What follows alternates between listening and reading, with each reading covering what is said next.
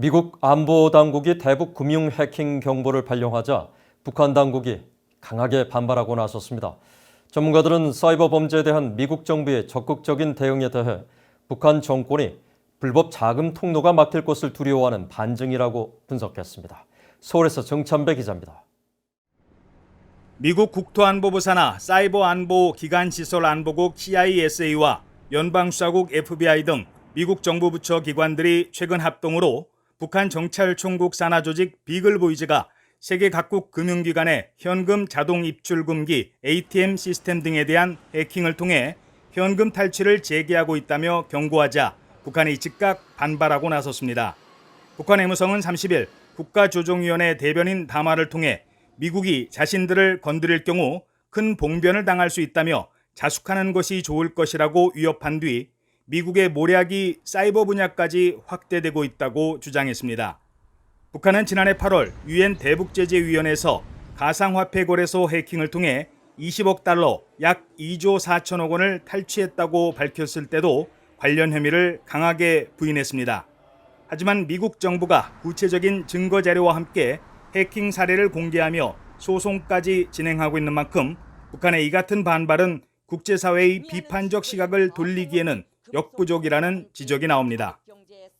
실제로 2019년에 유엔에서 북한이 해킹했다는 대북제재위원회의 전문가 패널 보고서를 발표했어도 즉각적으로 북한은 이를 부인하는 보도를 내보냈습니다. 한국의 사이버 범죄 전문가인 고려대학교 임종인 교수는 북한의 해킹 범죄에 대한 미국 정부의 대처 방식이 적극적으로 변하고 있다는 점에 주목해야 한다고 지적했습니다. 폴 라카손의 미국 육군 사이버 사령관 취임 이후 미국의 대응은 더 선제적이고 능동적으로 진화하고 있다며 북한과 중국, 이란 등과 같은 사이버 위협 국가에 대해서도 적극적으로 증거를 찾아내고 법적 대응도 점점 강화되고 있다는 분석입니다. 특히 북한에 대해서는 대북 제재를 회피할 목적으로 사이버 범죄를 통해 자금 조달을 하려는 점을 주목하고 있습니다.